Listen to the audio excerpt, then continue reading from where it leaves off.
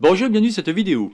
Aujourd'hui sur Blender 2.8, nous allons voir ce qu'on appelle les métaballs. Alors je vais faire en sorte de décortiquer les métaballs en plusieurs vidéos. Je me suis dit au début je vais vous faire une vidéo mais elle va être trop longue par rapport à tout ce que je vous ai expliqué. Croyez-moi, j'ai fait des grosses recherches dessus afin de voir tout ce qui est croustillant et très intéressant par rapport aux métaballs. Donc cette vidéo portera tout simplement sur les métaballs de manière théorique. Je vais vous expliquer quelques trucs mais vous allez voir, rien d'extraordinaire. Il faut y aller tout doucement. Je n'ai pas envie de vous faire des vidéos trop longues, ça n'aurait aucun intérêt. Une metaball, c'est quoi? Donc là, je vais faire en sorte de supprimer tout simplement mon cube, faire Shift A, et ici on a différentes choses. On a vu ensemble les mèches de type plane, cube et ainsi de suite. On a vu ensemble les cours complets sur les curves, Bézier, Circle, les nerfs et ainsi de suite. Sur les surfaces, je ne vous ai pas encore fait de cours, mais ça viendra, soyez patients. Nous, ce qui va vous intéresser, c'est les métaballs. Une métaball, c'est quoi? C'est tout simplement une surface euh, qui n'ont pas, en fin de compte, ce sont juste des surfaces. Elles n'ont pas de vertice, elles n'ont pas de edge, elles n'ont pas de face. C'est juste un volume. C'est même pas une surface, ce serait un volume. Et celle-ci, on va les transformer. Alors, on pourra lui faire subir une rotation, on pourra lui faire subir un redimensionnement, on pourra la déplacer, mais on ne pourra rien faire d'autre à ce niveau-là. C'est qu'on aura 5 formes primitives. Donc là, je vous montre si je fais Shift A. On aura donc ici la metaball. On pourra avoir soit le ball, soit ici la capsule, soit le plane, soit ce qu'on appelle l'ellipsoïde, ou alors simplement le cube. Avec ces différentes formes, donc avec ces 5 formes, on fera en sorte de tout simplement de pouvoir créer, ça pourrait être, si je vous fais un... Bon, je le ferai pas parce que ce serait bien trop complexe à faire, mais ça pourrait être par rapport à Terminator, où on avait des espèces de fuites qui pouvaient d'un seul coup se transformer. Vous dire, mais comment on peut faire ça? Vous allez comprendre. Donc ici, je vais me mettre en 1 en vue de face et en vue orthonormée. Je fais donc Shift A. Je vais mettre un metaball, on va commencer par un ball. D'accord? Automatiquement, on a un élément qui apparaît. Alors celui-ci va être composé de deux cercles. On aura le premier cercle qui va être ici, autour, on ne le voit pas trop, et le deuxième qui est ici. Ces deux cercles, en fin de compte, vont servir à soit la zone d'influence, soit tout simplement la sélection. Si je clique ici, je vais pouvoir sélectionner mon élément en faisant G et déplacer celui-ci. C'est ce que je vous expliquais. Là, vous allez me dire, ouais, c'est bien, mais la rotation sur une sphère, ça ne va pas faire grand-chose. Vous avez raison. Donc je vais faire X, supprimer celui-ci, faire Shift A, et je vais mettre par exemple une capsule. Et si j'appuie sur R, je vais pouvoir cette fois-ci créer une rotation. D'accord? Ensuite, si je fais Shift D, c'est là que ça va être très intéressant. Là, j'étais vite, vous ne puissiez pas voir ce qui se passe. On a tous fait, étant petit, des expériences, soit avec du mercure, ça dépend de l'âge, parce que le mercure étant interdit au bout d'un moment, bon, mais vous pouvez le faire avec de l'eau, vous pouvez le faire avec de l'huile, et ainsi de suite. Ce qui est très intéressant, c'est quand vous prenez par exemple, prenez 2 gouttes d'huile, vous le mettez sur une table, vous commencez à jouer avec les gouttes d'huile, vous allez voir que d'un seul coup, il y aura une espèce d'attirance entre eux. Ben, en fin de compte, là, moi je considère ça comme du mercure. Regardez ce qui se passe, j'approche tout doucement, et d'un seul coup, vous voyez, on a quelque chose qui va s'agglomérer. En fin de compte, ils vont s'attirer, c'est un peu comme des aimants. Ils vont soit se repousser, soit s'attirer. Dans ce cas précis, ils vont s'attirer. Et ça, les métaballs, c'est génial, parce qu'on va pouvoir vraiment faire des trucs très intéressants. Par exemple, je vais le mettre ici, je vais faire Shift D, et je vais le positionner, on va dire, ici. Imaginons, je voudrais faire encore Shift D. Alors dans ce cas, je vais faire Shift R, et je vais faire ça. D'accord? Première chose à savoir, quand vous mettez plusieurs métaballs, vous apercevez qu'ici, au niveau du outliner, alors je vais l'agrandir, vous avez marqué metaball, donc mball, pardon, et après 0,1, 0,2, 0,3, 0,4. C'est donc une incrémentation. Ce qui est très important à prendre en compte, c'est qu'en fin de compte, les métaballs vont fonctionner en groupe. Je m'explique. Je prends le premier, vous pouvez le voir ici au niveau de outliner, c'est marqué mball. Si je vais maintenant au niveau de l'objet properties, voilà pourquoi, vous voyez, je vous disais, je ne veux pas aller trop loin dans mes vidéos parce que je vais les décortiquer. Là, je vais bien vous donner la théorie et après, on va aller tranquillement au niveau des exemples. Et vous verrez, c'est très intéressant. Donc, je vais ici, je vais aller dans Viewport Display et je vais cliquer sur Bounds. Bounds, en fin de compte, c'est simplement la boîte qui entoure. Je vais mettre ici, par exemple, en filaire et regardez ce qui se passe. Donc, je vais désactiver tout le monde. On peut voir ici qu'il y a une boîte autour. Si je sélectionne celui-ci, ou celui-ci, ou celui-ci, on ne voit pas la boîte sélectionnée. Mais si je sélectionne le premier, automatiquement, lui, il va tout me sélectionner. C'est bien important de prendre ça en compte. Ça veut dire que quand vous allez commencer à créer des métaballs, regardez, je vais en prendre par exemple une troisième, je vais faire Shift A, je vais mettre une boule, je vais faire un G. Vous voyez, on a quelque chose. Vous voyez ce qui se passe? On a bien la boîte qui s'agrandit. C'est-à-dire que lui, il considère que la métaball que j'ai ajoutée fait toujours partie du groupe. Si par hasard je ne veux pas que celle-ci fasse partie de mon groupe, par exemple je vais l'appeler eye, pour des yeux, hein. Je fais entrer, lui d'un seul coup ne se retrouve plus du tout par rapport à lui. Si je fais Shift D, hop, d'accord, je clique ici et je revais ici en cliquant sur Bands, j'ai donc deux groupes. Ça, c'est très important de prendre ça en compte parce que vous allez vite comprendre que les métaballs, ils vont fonctionner par groupe. Je me répète, mais ça me paraît vraiment hyper important. Une fois que vous avez compris ça, c'est cool. Si on regarde un petit peu ce qu'il en est, je vais prendre le premier. Alors, je vais me remettre en mode solide pour voir ce qu'il en est. Et je vais carrément peut-être... Non, on va rester tel quel. Donc celui-là, je vais le prendre, je vais faire un G et je vais mettre par là. Voilà. On va zoomer, puis c'est bien voir sur celui-ci. Vous voyez que celui-ci a une résolution qui n'est pas terrible. Alors vous avez une nouvelle icône qui apparaît quand on met en place des métaballs, c'est celui-ci. On va cliquer à cet endroit-là. Le métaball va fonctionner de deux façons, soit en mode objet, soit en mode édition. Pour l'instant, on va se concentrer sur le mode objet. Ici, vous avez la résolution de viewport ou de render. Ça veut simplement dire que celui-ci va avoir une résolution. Alors le viewport, c'est pas très grave s'il n'a pas une belle résolution. Et par contre, au niveau du render, moi, en général, je mets 0,1 pour avoir quelque chose d'intéressant. Après, ça dépendra de la puissance de votre machine. Faites attention, les métaballs sont très gourmandes. Puisque celles-ci, en fin de compte, elles sont créées par des formules mathématiques ou des algorithmes qui vont permettre de créer un volume. Ça veut simplement dire ça. C'est pas du tout des vertices, des edges ou des faces, hein. Ça, c'est très important de le prendre en compte. Ensuite, ici, vous avez le influence threshold. Le influence threshold va influer par rapport à l'attirance de vos objets entre eux. Regardez, je m'explique. Ici, je vais faire ça. Je vais le mettre par exemple ici. Et ici, je vais commencer à bouger un peu celui-ci. Ouah, un peu trop, pardon. Lui, il va travailler sur le groupe. Voilà pourquoi tout à l'heure, je vous parlais de groupe. C'est très très important. Vous allez voir que tout à l'heure, quand on va être en mode édition, on va pouvoir créer une influence. Donc, threshold, c'est le seuil d'influence par rapport au groupe. Comment on veut que le groupe se comporte. En gros, quelle est l'attirance que l'on veut par rapport au groupe. Mais on va pouvoir faire aussi ce qu'on appelle une attirance par rapport à chaque méta-élément. On va appeler ça méta-élément parce que il est composé de différents types. Ensuite, si je continue ici, on a le rendu. Vous voyez ici, c'est marqué always. Always veut dire toujours. Ça veut dire que vous allez pouvoir, selon encore une fois la puissance de votre machine, soit le mettre en always, ça veut dire là vous aurez le rendu max qui est de 0,1 mètre. Si par contre je mets en half, vous aurez un rendu de, on va dire, 2 fois moins. Ça veut dire simplement que il fait en sorte de dire, bon ok, là tu es dans le viewport, on va te mettre un rendu moins important pour que tu puisses travailler. Puisque comme je dis, les métaballs sont très gourmands en ressources processeurs, puisque ce sont des formules mathématiques. Ce que vous voyez, c'est pas du tout des pièces fabriquées par un mesh, mais c'est simplement des formules mathématiques. Voilà. Bon. Si je continue ici, ensuite vous avez ce qu'on appelle le fast. Bon, il ne se passe pas grand chose. Mais regardez si j'appuie sur celui-ci. Alors je vais cliquer sur le cercle, pardon, s'il veut bien. Bon, je vais prendre celui-ci. Ah oui, parce que ça sélectionne tout le monde, d'accord. Et j'appuie sur G. Vous voyez ce qui s'est passé? Alors ce qui est marrant, c'est comme je suis en Bounding Box, il me crée une boîte, mais d'un seul coup, mon méta-élément disparaît. C'est-à-dire que tant que je suis en mode déplacement, rotation ou redimensionnement, lui, il fait en sorte d'enlever le côté rendu très sympathique. Ça sert à ça.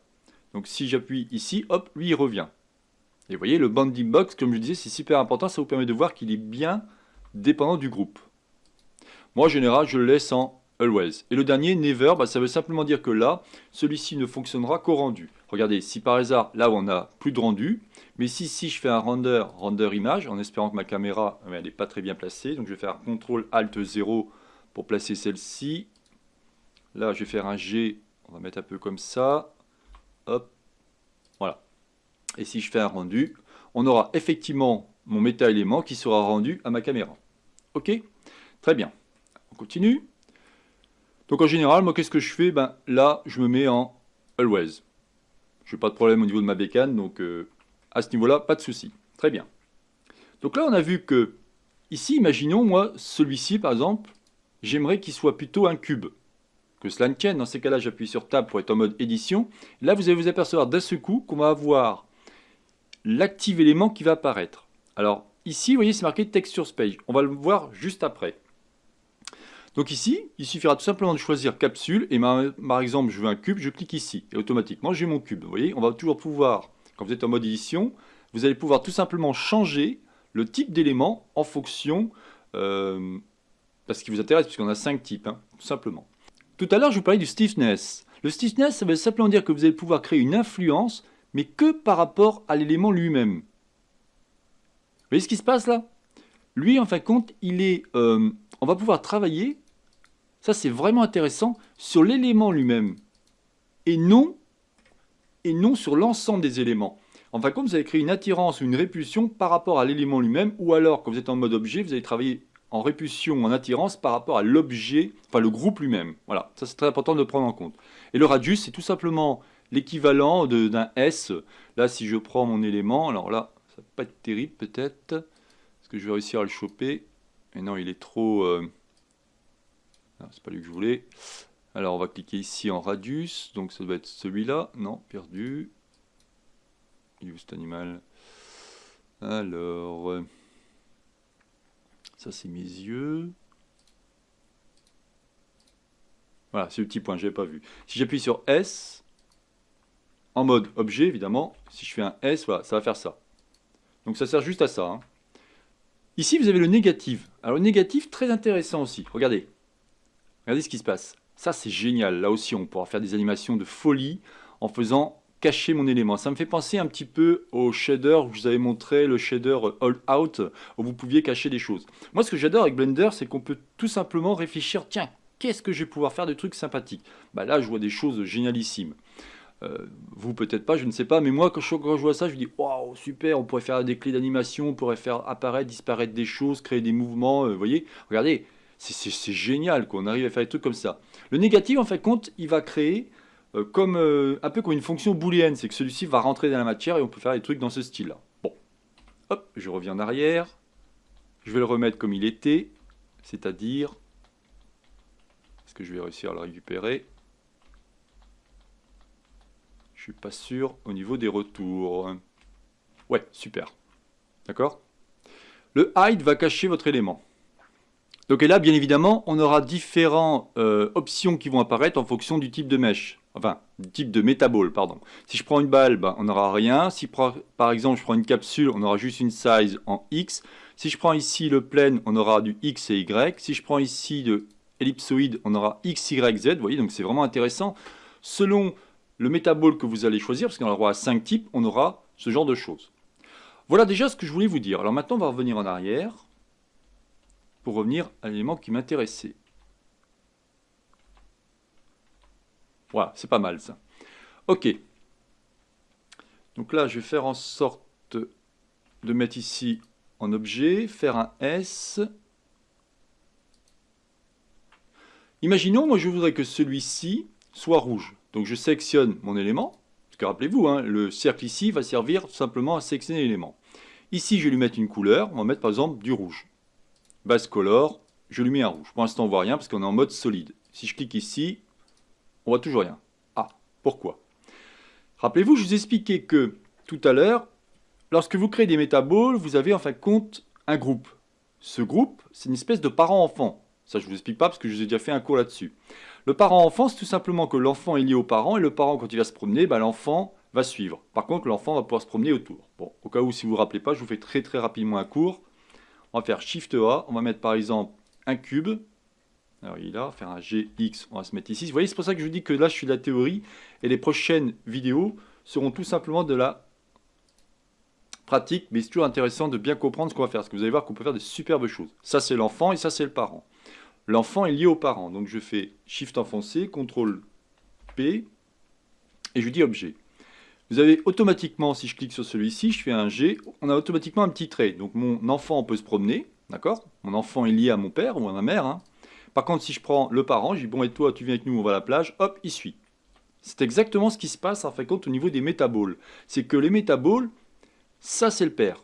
Le père il dit, moi, si je suis rouge, tout le monde va être rouge, d'accord? Dans ces cas-là, je vais cliquer ici sur New, je vais cliquer ici sur Base Color, vous allez voir que d'un seul coup, dès que je vais mettre du rouge, tout le monde va être en rouge. Ce qui m'intéresserait, c'est de lui mettre une texture. Alors pour cela, on va faire en sorte de se mettre ici, on va aller ici, et on va cliquer sur Shader Editor. Hop, ça, je vais faire ça. Alors ce que je vais faire, alors, évidemment on ne l'a pas vu ensemble, mais c'est pas grave, hein, il faut bien que je vous montre des choses. On va prendre par exemple un Musgrave. Ici, je vais prendre plutôt... Alors un Color Ramp, je cherche, voilà, Color Ramp. Là, je vais récupérer, en cliquant ici, je vais faire un CTRL-C. Alors là, vous ne devez rien voir, donc je vais zoomer. Pardon. Je recommence. Vous devez rien... Je vais mettre en CTRL-Tab pour que vous puissiez bien voir ce que je fais. Ce sera plus simple pour vous. Voilà. Je clique ici, je vais au niveau de la case hexadécimale. Je clique ici, je fais un CTRL-C. Je vais cliquer ici. S'il veut bien. Super. Je vais dans cette case et je fais un CTRL-V. Et je fais Entrée pour avoir du rouge. Ensuite ici, on pourrait mettre peut-être pas du rouge, on va cliquer, on va mettre du orange. Mettre quelque chose comme ça. Vous allez comprendre où je veux en venir. Et ensuite ici, je vais lui mettre par exemple une couleur. J'ai cliqué, j'aurais pas dû, mais c'est pas grave. Ici, on va mettre un jaune. Et ici, je vais lui mettre une couleur dans ce style-là. Voilà, ok. Je suis en linéaire, c'est parfait. Le factor va aller ici et ma couleur va aller ici. Bien évidemment, si vous ne comprenez pas ce que je fais, vous allez voir au niveau de ma playlist sur les couleurs, en l'occurrence les shaders ou matériaux. J'ai déjà fait pas mal de petits cours et je vous explique les bases pour commencer. Bien évidemment. CTRL-Tab pour revenir au niveau de mon élément. Voilà, c'est ce que je voulais. J'ai une espèce de chose comme ça. Bon, j'ai fait un truc à la va-vite, hein, bien évidemment, hein, mais c'est pour vous montrer. Alors ici, je vais le baisser un peu et lui, je vais le remettre en timeline. Vous voyez comme quoi c'est très important de bien comprendre tout ce qu'on fait parce que j'y vais pas à pas, on va dire. Là, je vous explique la théorie et vous verrez qu'après, par rapport aux différentes vidéos que je vous ferai, ça sera vraiment intéressant et il faut mieux comprendre les bases avant. Alors ici, ce que l'on va faire, c'est revenir à ce niveau-là. Et ici, on n'a pas vu ce qu'on appelle le texture space. Qu'est-ce que c'est que ce truc? En fin de compte, vous allez pouvoir tout simplement travailler sur la localisation soit en X, Y, Z ou la texture space, c'est-à-dire tout simplement l'écartement. Donc si je décoche cet endroit-là et je commence à toucher à ça, vous allez voir que elle va bouger en fin de compte, vous voyez? Ça sert à ça, c'est tout. C'est que vous allez pouvoir tout simplement travailler sur votre texture en fonction de ce que vous voulez faire. Si par hasard vous dites « Oh là, j'ai fait un truc merdique », je clique ici, hop, et bien là, évidemment, il garde le truc merdique. Donc je vais faire CTRL-Z pour revenir.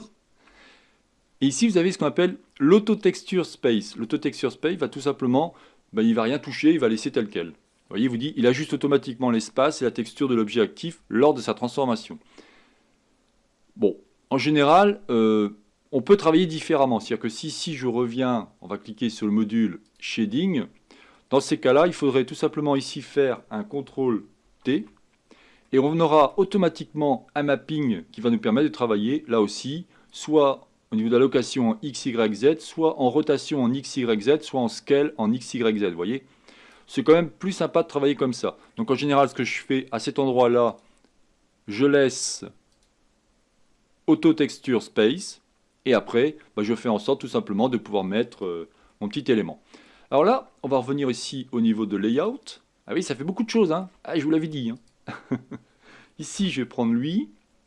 Alors, je vais le mettre à peu près ici. Je vais le mettre en 1. Alors, par contre, pourquoi lui, il ne suit pas? Parce qu'il faut que je prenne sur lui. Hop, on va se mettre ici. Alors, lui, évidemment, il est super gros. Ça va pas être terrible. On va faire quelque chose comme ça rapidement. On va mettre mes yeux ici. Hop, lui, G. Alors, si j'y arrive, on va le mettre comme ça. Ah, je fais un truc vraiment à l'arrache. Hein. Je prends mes deux éléments, donc mes enfants. Ah, pardon. Donc je vais zoomer pour qu'on puisse bien voir. Je prends donc. Ça, c'est mes enfants. Hein. Rappelez, par rapport au cube, je vais prendre le premier, Shift enfoncé, le deuxième, puis après, ce qui m'intéresse, c'est lui. Et là, je vais faire un CTRL-P pour tout simplement avoir objet. L'intérêt, c'est quoi? C'est que si j'appuie ici sur la tête et que j'appuie sur G, mes yeux vont suivre. D'accord?